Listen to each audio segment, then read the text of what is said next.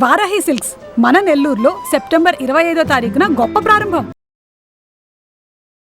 దేవి దుర్గమ్మ, శ్రీదేవి దుర్గమ్మ, దేవి దుర్గమ్మ, శ్రీదేవి దుర్గమ్మ. నమస్తే రమగారు. నమస్తే జయ. రమగారు, మనము దసరా శరన్నవరాత్రులు చేస్తా ఉన్నాము. 5వ రోజులో ఉన్నాం. ఈ రోజు యొక్క విశిష్టత 5వ రోజులోకి వచ్చేసాం. ఈసారి కొంచెం తిథులు పెరిగినాయి కదా, అందువల్ల ఇవాళ ఈ 5వ రోజున శ్రీశైలంలో నవదుర్గా స్వరూపాలలో ఒకటైనటువంటి స్కందమాతని వెలయిస్తారు. స్కందమాత అంటే కుమారుణ్ణి ఎత్తుకుని కూర్చున్నటువంటి అమ్మవారు. పార్వతీదేవి చేతిలో స్కందుడు కుమారుడుగా కనపడతాడు. ఈ స్వరూపంలో ఉన్న అమ్మని అర్చిస్తే సంతానం కలుగుతుంది. సంతానానికి పిల్లలకి కొంతమందికి బాలారిష్టాలు కనపడతాయి. అవును, పిల్లలు ఊరుకూరుకూరికే పడిపోతారు, తరచూ ఏదైనా ప్రమాదాలకి గురవుతారు, ఎప్పుడు ఏదో కింకగా దుఃఖంగా ఉంటారు. అలాంటి పిల్లలతోటి ఇబ్బంది పడే తల్లులు గనక ఈ స్కందమాతని అర్చిస్తే ఆ సమస్య తీరుతుంది.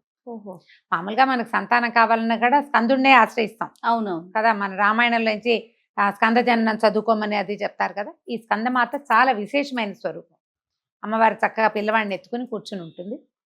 ఆయుధాలు లేకుండా పద్మాలు పట్టుకుని ఉంటుంది. పై చేతులను పద్మాలే ఉంటాయి, పిల్లవాడిని ఎత్తుకుంటుంది. ఈ చేతిలో ఏమో అభయముద్ర విశేషంగా కనపడుతుంది. అయితే ఈ రోజున మనకి ఇంద్రకీలాద్రి మీద కనకదుర్గమ్మ వారి దేవాలయంలో మహాలక్ష్మి స్వరూపాన్ని వేస్తారు. అయితే ఈ మహాలక్ష్మి ఈరోజు శుక్రవారం కూడా అయింది కాబట్టి విశేషంగా మనకి కనిపిస్తుంది. అమ్మవారి చూడు, లక్ష్మీదేవి అవసరం లేనిది ఏముంది, ఆమెతోటే మన ప్రపంచం అంతా. అంతే కదండి. మనకు ఆరోగ్యం కావాలి, ఐశ్వర్యం కావాలి, ధనం ధాన్యం వృద్ధి కావాలి, ఎక్కడికి వెళ్ళినా మన మాట చెల్లాలి, ఎక్కడికి వెళ్ళినా మన కథ నడుస్తూ ఉండాలి. ఆ కథ నడిపించేది లక్ష్మీదేవే. మహాలక్ష్మి పూజా విధానం శ్రావణ మాసం అంతా మనం విశేషంగా చేస్తాం. ఈ స్వరూపాలలో ఒక స్వరూపం ఖచ్చితంగా ఈ 10 రోజుల్లో ఒకటి మహాలక్ష్మి స్వరూపంగా కనిపిస్తుంది. అమ్మని గనక ఆశ్రయిస్తే దొరకనిది ఏదీ లేదు. అన్ని రకాల ఐశ్వర్యాలు లభిస్తాయి. ధనధాన్య సమృద్ధి కలుగుతుంది. గో సంపద ఉంటే గోవృద్ధి కలుగుతుంది. అవును, ఏది ఉంటే అది వృద్ధి చెందుతుంది. ఒకవేళ ఏది లేని స్థితి గనక ఏదైనా ఉంటే ఆ స్థితి నుంచి మార్పు వస్తుంది. కాబట్టి లక్ష్మీ పూజా విధానంగానే చేసుకుంటాం. మహాలక్ష్మి అష్టోత్తరం చేసుకోవచ్చు, ఆ తర్వాత ఏమో లక్ష్మీ అష్టకం చేసుకోవచ్చు, కనకధార స్తుతి చేసుకోవచ్చు. ఈ రోజున వచ్చేటువంటి ముత్తైదుల్ని మనం మహాలక్ష్మి స్వరూపంగా భావించి పూజించుకోవచ్చు. అయితే అమ్మవారికి ఏం సమర్పిస్తాం? సాధారణంగానే మనం లక్ష్మీదేవికి శనగపప్పు ఇష్టం. అవును, శనగపిండితో ఏ పదార్థమైనా చేసి పెట్టచ్చు. శనగపప్పుతో చేసేటువంటి బూరెల్ని లక్ష్మీదేవికి నివేదన చేస్తారు. ఈ రోజున బూరెలే. ఈ 5వ రోజున కుమారి పూజ చేస్తాం కదా. ఈ 5వ రోజు చేసే కుమారి పూజ 6 సంవత్సరాల బాలికకి చేస్తారు. ఈమె పేరు కాళిక. 6 సంవత్సరాల బాలికని కాళికా స్వరూపంగా భావించి పూజ చేస్తే మృత్యు భయం పోతుంది. మృత్యువు తప్పనిసరిది కదా. అవునండి, ఎప్పటికైనా తప్పదు. కాకపోతే అపమృత్యువు ఏం లేదు, ఉన్నటువంటి వాకిట్లోకి వెళ్ళిపోవటం, చిన్న వయసులో వెళ్ళిపోవటం, అకాల మరణాల బాధని తొలగిస్తుంది.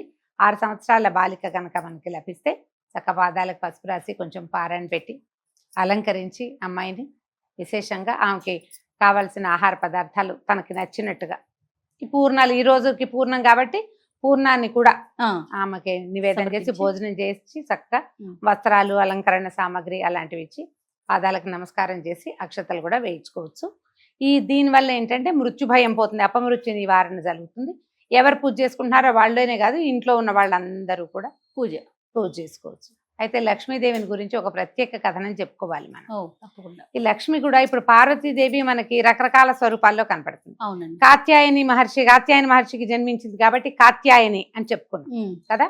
అక్కడి నుంచి ఈవిడ ఏమిటి, దక్ష ప్రజాపతి కూతురుగా సతీదేవిగా కనపడింది మొదట. తర్వాత పర్వతరాజ పుత్రికగా, హిమవత పర్వత పుత్రికగా, హిమజగా, శైలపుత్రిగా మనకి దర్శనమిస్తుంది అమ్మవారు. లక్ష్మీదేవి కూడా అట్లా వివిధ రకాల జన్మలు కలిగి ఉన్నదన్నమాట. భృగు వంశంలో జన్మించింది కాబట్టి భార్గవి అంటారు.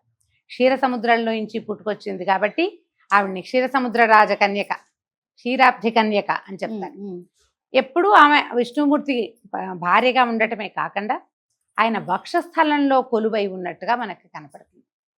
వక్షస్థల లక్ష్మికి ప్రత్యేకమైన వ్యూహలక్ష్మి విధానం అని ఆ మంత్రాన్ని గనక చేస్తే, అనుసంధానం చేస్తే అమ్మవారి యొక్క కరుణ లభిస్తుంది, Hmm. అయ్యవారి కరుణ కూడా లభిస్తుంది. సాయుధ్యం విష్ణు సాయుధ్యం లభిస్తుందని విశేషంగా చెప్తారు. అయితే ఈ వ్యూహలక్ష్మి మనం వెంకటేశ్వర స్వామి వారిని అర్చించేటప్పుడు మనకు కనపడుతుంది, వక్షస్థల లక్ష్మీదేవి అవును. కనిపిస్తుంది కదా, అక్కడ కూడా ఈ వ్యూహలక్ష్మి మంత్రం విశేషంగా చెప్తారు. మ్మ్. ఈ లక్ష్మీ సాధన ఎన్నో రకాలైన మంత్రాలుగా చెప్తారు. వ్యూహలక్ష్మికి ప్రత్యేకమైన మంత్రం రోజువారీ చేసుకోవటం. అయితే ఇది ఎక్కడ మొదలెట్టామో అక్కడే పూర్తి చేయాలి, అలాంటి నియమాలు కూడా కొన్ని కనిపిస్తాయి. ఓహో. చక్కగా లక్ష్మీ అష్టోత్తరం ఎంత సులువైనదో. అసలు ముత్తైదు వివాహం అవగానే మొదట రోజువారీ పూజలు, ఆడపిల్లలు చూడు ఇంట్లో ఉన్నప్పుడు ఊరికి అమ్మ పూజ చేస్తే దండం పెట్టుకుంటారు, అవును. అంతే కదా. కానీ మనకి వివాహానంతరం వాళ్ళ ఇంట్లో వాళ్ళే దీపం పెట్టుకుంటారు, లేదా అత్తగారు కొన్ని సవరిస్తే అత్తవారింట్లో ఉంటే ఆ కోడలు వెళ్ళి దీపం దీపం పెడుతుంది. మొట్టమొదటి నేర్చుకోవాల్సింది లక్ష్మీ అష్టోత్తరమే. ఓహో. లక్ష్మీ అష్టోత్తరం నేర్చుకుంటే ఒకటి మనకి ధనమో ఐశ్వర్యమో ఇంకేదో పెరగటమే కాదు, అదొకటే కాదు, భర్త యొక్క ప్రీతిని ఇతోధికంగా పొందుతారు వాళ్ళు. ఓ. ఆవిడ మళ్ళా హృదయంలోనే ఉంది కదా. పైగా అమ్మవారిని ఏం చెప్తారంటే నిత్యానపాయినిగా చెప్తారు, భర్తను విడిచి ఉండదు. మ్మ్. అందుకని ప్రత్యేకంగా ఈ లక్ష్మీ పూజా విధానాన్ని కొత్తగా పెళ్ళైన ఆడపిల్లలందరూ అలవర్చుకుని నిత్యము ఓ లక్ష్మీ అష్టోత్తరం చాలా సులువు, 108 నామాలు, చక్కగా స్తోత్రం లాగా ఉంటుంది. 10 రోజులు చదివారంటే నేను వచ్చేస్తుంది. చక్కగా నేర్చేసుకోవచ్చు, ఈజీగా సులువుగా కూడా. ఎప్పుడు మనం శుక్రవారం లక్ష్మీ పూజ చేసుకోవచ్చు. శ్రావణ మాసం వచ్చినప్పుడు ఎవరో వచ్చి చేయించక్కర్లా, మనమే మెల్లిగా కూర్చుని మన పూజ మనం చేసుకోవచ్చు. విశేషంగా లక్ష్మీదేవిని అర్చిస్తారు. అయితే ఈ రోజున అమ్మవారికి గులాబీ రంగు వస్త్రం సమర్పణ చేస్తాం. ముదురు గులాబీ రంగు, లేత గులాబీ రంగు, ఏదైనా సరే. గులాబీ రంగు అంటే పింక్ కలరు అదేలే. వస్త్రాలు సమర్పిస్తాము. తర్వాత ఏమో పింక్ కలర్ ఆభరణాలు అంటే గాజులు లాంటివి ఏమైనా సమర్పిస్తే పింక్ కలర్వి ఇదే ఈ గులాబీ రంగు ఆభరణాలని అమ్మవారికి సమర్పించవచ్చు. మన ఇంటికి వచ్చిన ముత్తైదులకు కూడా బొట్టు కాటుక పెట్టడం, పాదాలకు పసుపు రాయటం, లక్ష్మీ స్వరూపంగా భావించి మ్మ్. విశేషంగా అమ్మవారిని ఈ రకంగా సేవించుకోవచ్చు. రమగారు, మరి సాధారణంగా మనం లక్ష్మీదేవికి అనగానే శుక్రవారం పూట ఉదయం పూజ చేసుకుంటూ ఉంటాం. మ్మ్. శరన్నవరాత్రుల్లో సాయంత్రం చేస్తాం కదా, మ్మ్. దీన్ని ఎట్లా అంటే ఉదయం సాయంత్రం 2 పూట్ల చేసుకోవటం మంచిదంటారా? ఇప్పుడు ఎప్పుడైనా శరన్నవరాత్రుల్లో 2 పూట్ల విధానం చేసే వాళ్ళు ఉంటారు. కేవలము రాత్రుళ్లే పూజించే విధానం కొన్ని ప్రాంతాల వారి ఆచారంగా కనపడుతుంది. మేము ఉదయం సాయంకాలం 2 సమయాల్లోనూ చేస్తాం. మీరు దేవాలయాల్లో గమనించండి, ఉదయం విధానం, సాయంకాలము విధానం ఉంటుంది. కొన్ని చోట్ల ఏం చేస్తారు, కేవలం మధ్యాహ్నం నుంచి మొదలుపెట్టి అలంకారం చేసి సాయంకాలం సూర్యాస్తమయ వేళకి అమ్మవారి స్వరూపం చూపిస్తారు. అవును. అక్కడి నుంచి విశేషంగా మంగళ నీరాజనాలు, హారతులు ఇవ్వటము, ఆ స్వరూపాన్ని వెలయింపజేయటం అన్ని సాయంత్రమే కనిపిస్తాయి. మన విధానాన్ని బట్టి మామూలుగా శుక్రవారం లక్ష్మీదేవి పూజ ఏమిటి, పొద్దుటి పూట చేసుకుంటాం. మ్మ్. మళ్ళీ శుక్రవారం మనకి రాహుకాలం ఒకటి వస్తుంది, అవును. 10:30 నుంచి 12 గంటల దాకా. ఈ రాహుకాలం మొదలయ్యేసరిగా దీపం వెలిగించి రాహుకాలం అయ్యేదాకా దీపారాధన ఉంచుకుంటే విశేషంగా లక్ష్మీ పూజ కుదురుతుంది. మ్మ్. ఇప్పుడు మన లక్ష్మీ పూజ సాయంకాలం చేసేది ఒకటి కనపడుతుంది. ఎప్పుడు చేస్తాం మనం? అమావాస్య, అమావాస్య, దీపావళి దీపావళి అమావాస్యకి రాత్రి పూట చేసుకుంటాం. ఈ దసరా శరన్నవరాత్రుల విశేషము రాత్రి అని చెప్పబడ్డం వల్ల సాయంకాల అర్చన, పగలు ఉపవాసం ఉండటం, ఏర్పాట్లు చేసుకోవటం, రాత్రి చేసుకోవటం ఒకటి. మనం ఇప్పుడు మన అలవాటుని బట్టి చేసుకోవచ్చు, ఉదయం అయినా సాయంకాలం అయినా. ఉదయం చేసిన అర్చనే మళ్ళీ సాయంకాలం అదే అర్చనే చేస్తాం, అదే Okay. అమ్మవారికి షోడశోపచారాలు చేస్తాము. మామూలు రోజుల్లో ఏ అమ్మవారికి ఆ అమ్మవారికి విశేషమైన ఆరాధన చేసినా కూడా శ్రీ సూక్త విధానంతో చేసే పద్ధతి ఒకటి ఉంటుంది. మ్మ్. సులువే, కష్టమేం కాదు. అలవాటైతే వరుస వచ్చేస్తుంది, షోడశోపచారాలు ఆ వరుసగా వస్తాయి. శ్రీ సూక్త విధానంతో అమ్మవారిని అర్చించుకుంటేనే చాలా విశేషంగా చెప్పబడుతుంది. ఉదయం చేసుకున్నా సాయంత్రం సాయంకాలం చేసుకున్నా మీ వెసులుబాటును బట్టి చేసుకోండి. 2 పూట్ల చేసుకోండి, అధికస్య అధికం ఫలం. అంతే. నమస్తే రమగారు. నమస్తే. దేవి దుర్గమ్మ, శ్రీదేవి దుర్గమ్మ.